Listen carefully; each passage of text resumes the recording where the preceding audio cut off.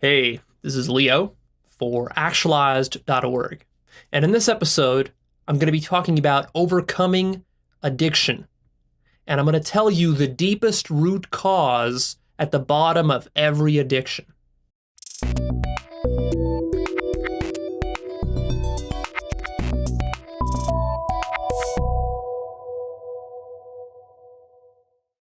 Listen up, because this information I'm going to give you here is not just for hardcore drug addicts. This is something that's going to be useful for everybody.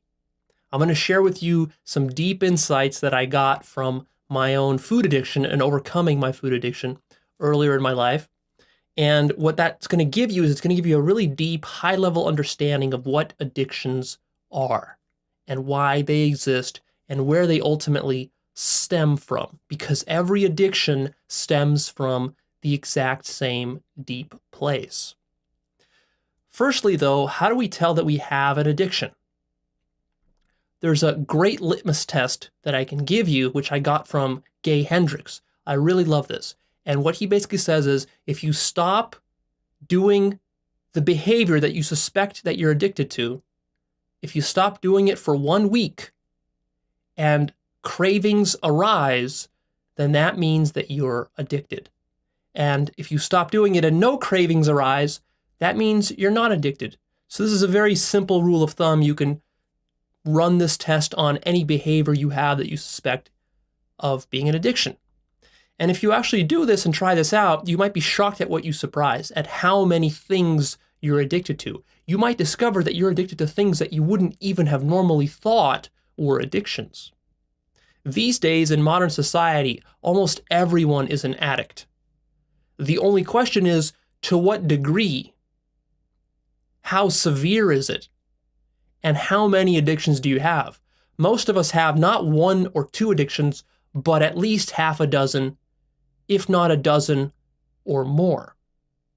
The most common addictions are, of course, drugs, but also food, porn, tobacco, alcohol, TV and internet, video games, very common these days.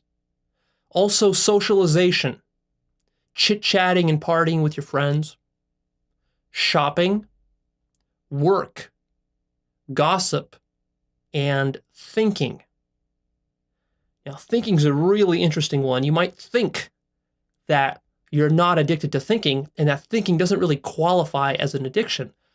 But man, actually, thinking is the number one thing that most people are addicted to, and they don't even know it. Now, that's a tangent that I can't go into here. That's a very deep rabbit hole that I talk about in my enlightenment videos and in my meditation videos, so I won't cover it here. But what I want to do here is I want to talk about the root cause of all of these addictions, because they only have one ultimate root cause, and that is fear of emptiness. Fear of emptiness. Sounds kind of weird. Fear of emptiness. How does this create addiction? Well, it's really the fear of the emptiness that you experience when you are alone with nothing to do. So if you just sit in a room and don't do anything for an extended period of time, you will notice this fear of emptiness come up. And it comes up in many different ways. And what addictions are is they're distractions and escapes from this existential emptiness fear that all of us have who have not faced it head on. The way that I discovered this is with my food addiction. I don't know if you know this about me, but I used to be overweight, quite heavily overweight for most of my life, since I was about 10 years old until I was about 21 or 22 years old, all through school and through the first half of college. I was quite overweight, and not just overweight, but I was really obsessed with food, and I overate a lot of food and just ate terrible food. And then when I got into college, finally, I decided that this is something I need to change.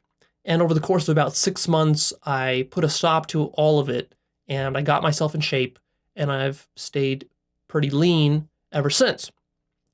Now, The thing that I discovered, though, in those first few days when I started to make that transformation with my diet and with my fitness, is I discovered this root cause of addiction. I didn't realize that it was all addictions. I thought it was just food. But what I realized, and I remember this very vividly, is I was sitting there at home. It was late at night, and usually I would go grab a snack, some candy or some soda or some ice cream or whatever while I was just relaxing after college. But what happened here is that I committed to eating cleaner, so I made a commitment not to eat any dessert or to drink any soda or any sugary type products. And I had some ice cream in the refrigerator. And I was sitting there just watching some TV, and I really got this craving for some ice cream, and I wanted to go grab some the way I normally would. But then I remembered that, no, I can't do that because I made this commitment to clean up my diet. And so what I did is, this was a decisive moment for me. I just sat there. I sat there and didn't move, didn't do anything, just sat there. The TV was playing, and I just watched this craving for ice cream course through my body. And it was a whole physical reaction, right? A whole physical reaction. As you know, with addictions, if you've ever tried to quit something like smoking or drinking or porn or whatever, is that you have this whole craving that your body goes through. It's not just a mental thing, it's also a physiological thing. And so what I did is I forced myself to sit there and just to experience it.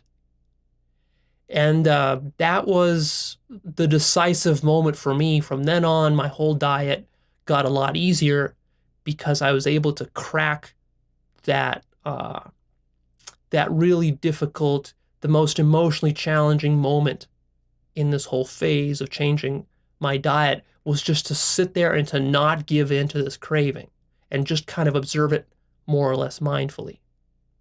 So that's what I did. So I'm going to use food as the kind of prototypical example throughout the discussion here in this episode. But of course, you can replace food with any addiction. It doesn't matter. When I'm talking about food, you replace it with whatever you're addicted to.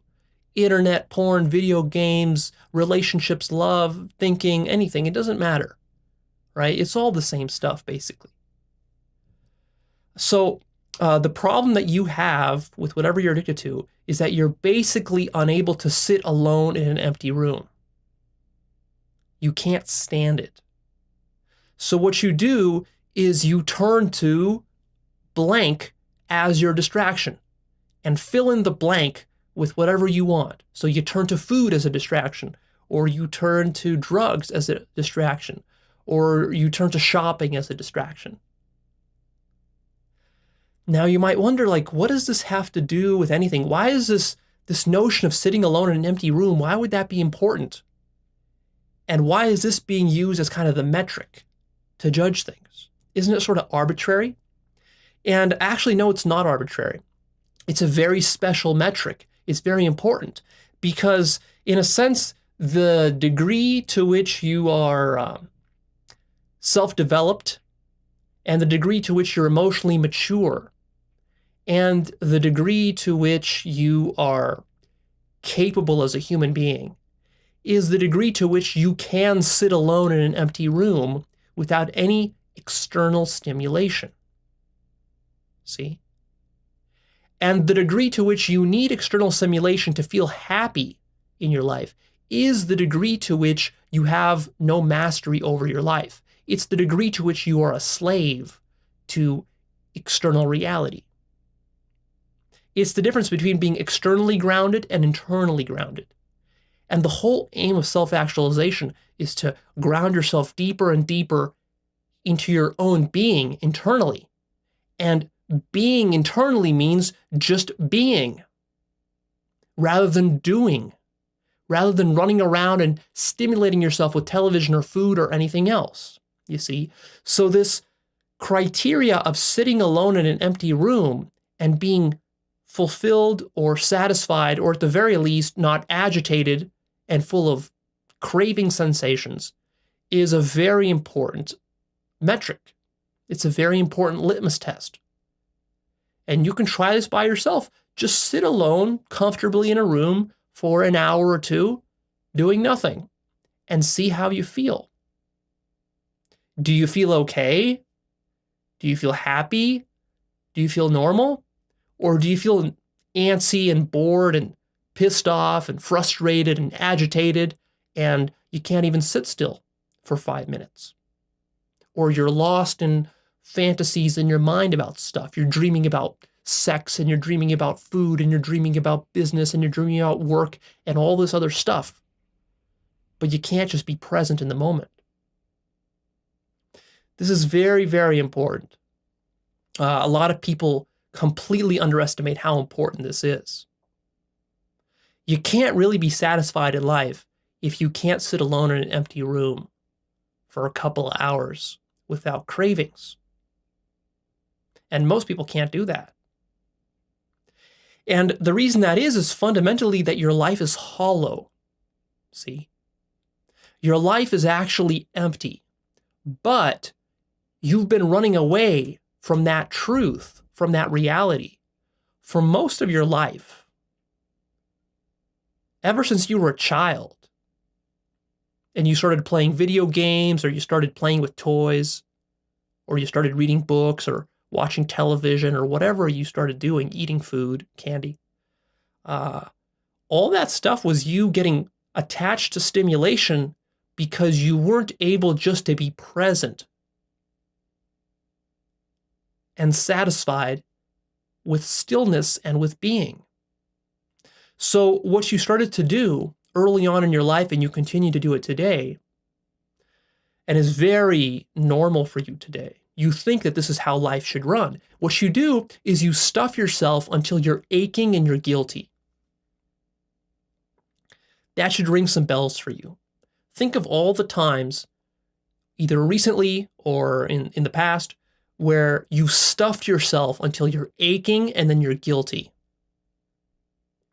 Maybe you stuffed yourself with a Netflix marathon, or you stuffed yourself with a porn marathon, or you stuffed yourself with food at a buffet or some restaurant or a backyard barbecue, or you stuffed yourself with reading or with knowledge, or you stuffed yourself with work. It's like work, right?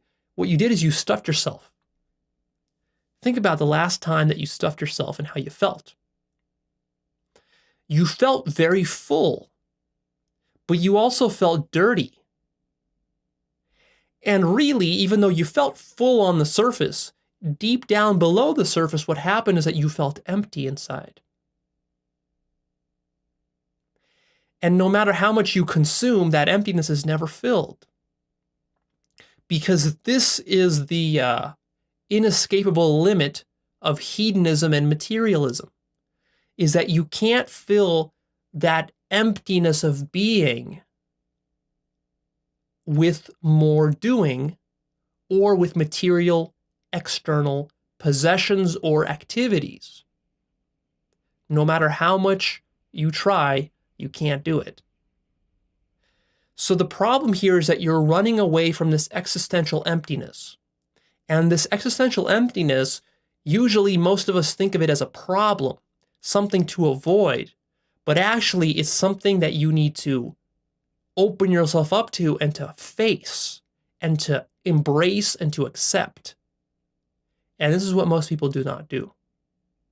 And by not doing this, this leads to all manner of dysfunctional addictive behaviors, and it leads to just a dissatisfaction with life, and then ultimately can lead to depression and even to suicide.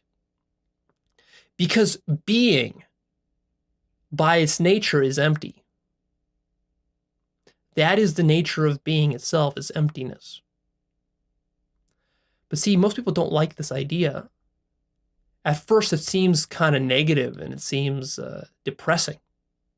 Actually, it's not. It's a very beautiful and incredible experience to fully realize the emptiness of being and to be one with it. This is a very profound experience. This is what spirituality is based upon. But most people aren't mature enough to grasp this, and they're so busy running away from it because they've been running away from it since they were like 3 years old that now it seems like it's the normal thing to do. It's fear of the void, the existential void inside of you. This is the void you feel when you start to think and contemplate about your own death. Have you ever just sat down and contemplated your own death? Do you realize that you will be dead within the next 20, 30, 50 years at most? You'll be dead, and you'll be dead forever. Never again in the billions of years that this universe will go through will you ever again be alive. Now sit with that and think about that for a moment. And try to imagine what the experience of death is. I don't mean going through death, but I mean after you're dead, what that is, that lack of experience, in other words. There will be no more colors or sounds or tastes. There won't be sex, there won't be entertainment, there won't be porn, there won't be video games, there won't be business activity, there won't be money making, there won't be fun, there won't be travel, there won't be sadness, there won't be anything. There won't be fear, there won't be bodily sensations of any kind. It's going to be a complete void. So empty that it's not even going to be black. And it's not even going to be silent, because silence and darkness are actually phenomenon of life. So it's going to be so empty that you're not even going to have those things. It's the same emptiness that you experience when you're in deep sleep. Not when you're dreaming, but when you're in deep sleep and you have no sensations and no memories of anything. You don't even know that you're alive.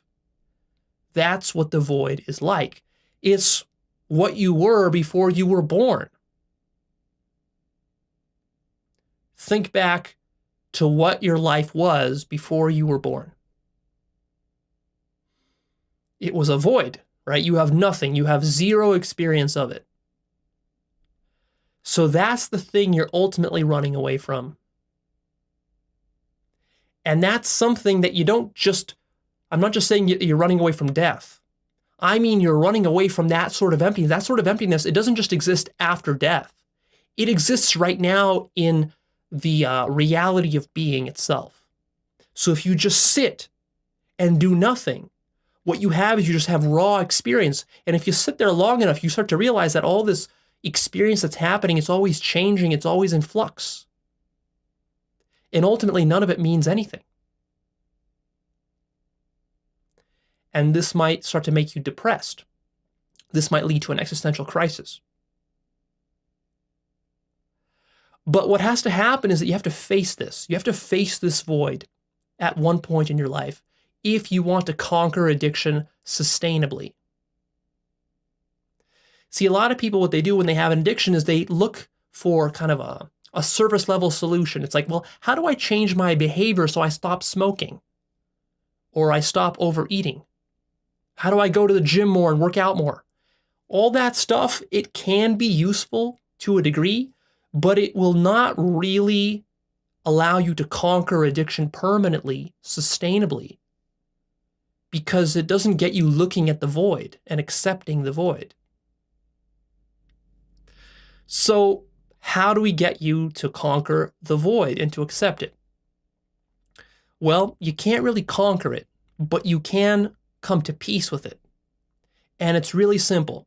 If you permanently want to conquer any addiction that you have, here's what you do, is you just sit with emptiness and do nothing.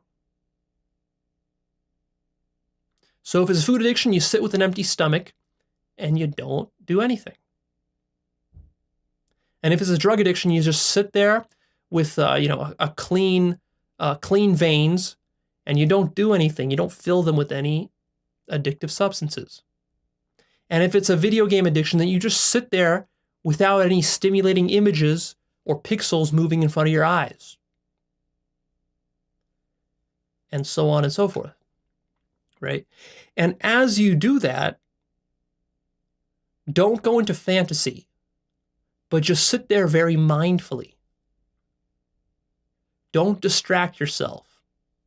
You're going to be very tempted to distract yourself with some book, or call a friend, or talk to your family, or go to the park, or whatever. But you have to notice that all those are distractions from just facing being itself and facing that emptiness of being. And as you sit there and you face that emptiness, what you have to do is you just have to surrender yourself to the purifying fire of emptiness, where those cravings will come up in you, and all your suffering will come up, and all your desire for sex and for money and for food and for fun and for socialization and for love and for all this kind of stimulating, exciting stuff. All those cravings will come up, and you're going to have to suffer through all those and sort of face your inner demons. And as you sit there and brace yourself, you're going to have a psychosomatic reaction. Your mind is going to be going crazy, and your body's going to be going crazy, and you're going to feel uncomfortable and perhaps even ill. And it's going to be emotionally challenging. But what's going to happen is that the longer you sit there, hour after hour after hour doing nothing, that purifying fire will burn out all your inner demons. And you can just imagine this, all your inner demons are just kind of escaping you as every hour goes by. And that's how you conquer every addiction. If you don't do this, then you don't really conquer the addiction. You just find a short-term solution, and usually what happens is that you're going to fall back into it. If not in a week, then in a month, and if not in a month, then in a year, and if not in a year, then in 10 years. You will fall back into it because you haven't really faced the inner demons. You've just swept them under the rug. So what I'm giving you here is a mature solution to addiction. This is a very mature solution. This is the ultimate solution. And the way you tell it's mature is that it's very emotionally challenging. This is not easy to do. Most people don't want to do this. In fact, this leads us to the catch-22 that every addict faces when they're going through recovery. The catch-22 of addictions is that every addict, when he tries to go through recovery, wants to find a technique that will help him to avoid the emotional labor of recovery. But it's that avoidance of emotional labor which created the addiction in the first place. So if you notice, those people that are really hardcore addicts in whatever field of life, they are the ones who tend to avoid emotional labor the most. That's basically what addiction is coming from. It's the avoidance of emotional labor. Emotional labor, one of the forms of emotional labor here is this emotional labor that comes when you sit there and do absolutely nothing. It seems like doing absolutely nothing is simple and not laborious at all. And actually, for someone who's psychologically healthy and mature and not an addict, it's the most pleasant thing ever. But for someone who is an addict, sitting and doing nothing is like torture. It's really emotionally laborious, which is kind of the paradox of it. And most addicts, they just want a quick fix solution. They don't want to face their emotional labor. But it's because they don't want to face their emotional labor that they're addicts. You see? So it's like a vicious cycle. And at one point or another, what's going to happen to you in your life is you're going to realize this, you're really going to get it. Not just hearing it from me, but you're really going to like feel it in your bones at one point. And if you do, then that will be the beginning of the end of your addictions. And if you don't, if you keep resisting and you keep running away from this, and you just hear my words, but you don't really get them to penetrate down into your bones, then you're going to be an addict for the rest of your life in one form or another.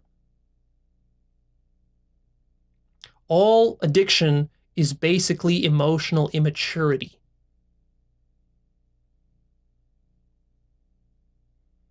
All addiction is basically childishness. It's pretty profound to think of it that way. Let me give you my top 3 techniques for addicts, for becoming a non-addict, for becoming a really psychologically stable and internally grounded human being. This is what's necessary if you want to self-actualize. You can't be fully self-actualized while at the same time holding a bunch of addictions. It's just not going to work. So my top 3 techniques. Number 1 is the do nothing technique. Number 2 is mindfulness meditation. Number 3 is strong determination sitting. And then a bonus number 4 is what I call existential investigation. So let me just briefly cover these. I actually have videos that cover most of these techniques in a lot of depth, so I'm not going to go into the details here. I have a video about technique number 1, which is the do nothing technique. You can search for it. I have a video for mindfulness meditation. You can search for that. I have a video for strong determination sitting. You can search for that. So that covers those 3. They're all really powerful, and they're basically different ways of just sitting and doing nothing and paying attention to present experience, to being. And then the 4th bonus technique is the existential investigation. And what that is you sit down and you actually start to investigate who and what you are existentially. And you face your inner demons really head on. You don't just sit there. I mean, sitting there is really good, but you actually take an even more proactive approach. You start to ask yourself, okay, what's going to happen when I'm dead? You start to contemplate your own death. You start to face your own death. You start to face the insignificance of your existence. And that's something that I actually want to cover in a new episode that I'll shoot soon. I'll show you how to do this kind of existential investigation, and I'll talk about existential crises. So I don't want to go into that too deeply here. Just as a very simple technique, if you just want to start to break your addictions right now, all you really have to do is just make some time, sit in a room by yourself alone without any stimulation, without any music, without any books, without any games or television or anything else, and just sit there and do nothing. It's really that simple. Addiction is a much bigger problem than we realize. I mean, I'm talking about here what I would call kind of like hard addictions. Even things like video games or even things like shopping, I would call a hard addiction. But actually, there's a whole second category of addictions which I would call soft addictions or emotional addictions. And this is something I want to cover again in a separate episode because it's going to take me a while to explain all this. But basically, soft addictions are things that you wouldn't even ever consider as an addiction. For example, criticism or judgment. That might be an example of a soft addiction. Or an addiction to love and validation from other people. Or an addiction for compliments from other people. Or an addiction for success. These sorts of things, most of us think that these are actually good things. Or if they're not good things, we think that they're not really addictions. But actually they are addictions, and they're in fact some of the most important addictions that you have, even besides your drug addiction or your porn addiction or your video game addiction. And I'll talk more about that in the future with additional episodes. So one way to look at self-actualization is you can think of it as the removal of addictions. That's one way to think of it. There's a lot of different perspectives that you can take on self-actualization because it's a very deep and kind of high-level abstract concept. But that one is one that I really like.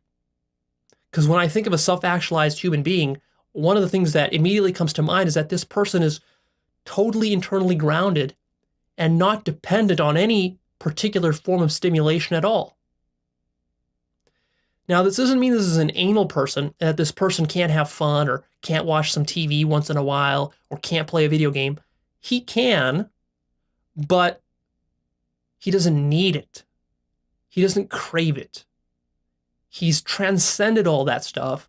And in fact, for him, the thing that's most enjoyable is not watching TV or playing a video game or watching some porn. The most enjoyable thing for him is just to sit and to be. That's become more enjoyable. Now think about that. How close are you to that ideal? You might be very far off.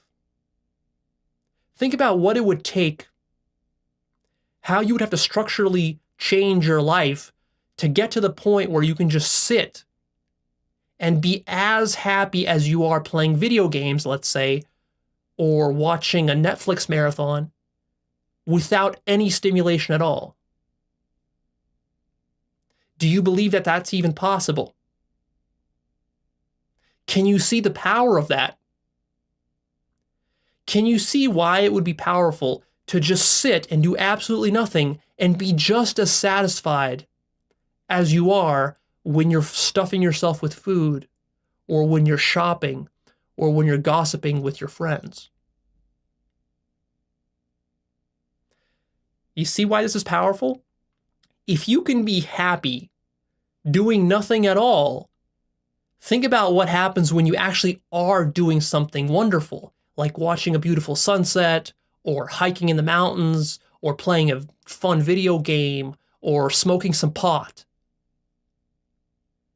You can still do all those things, but just think about how much more enjoyment you'll get if your baseline level of enjoyment is already at the maximum of where you currently are when you're doing all those activities. You see? It's like an overflow of internal wealth, you might say. You know, external wealth is like money, houses, and yachts. Internal wealth is how happy you can be doing nothing. And that's something that you develop.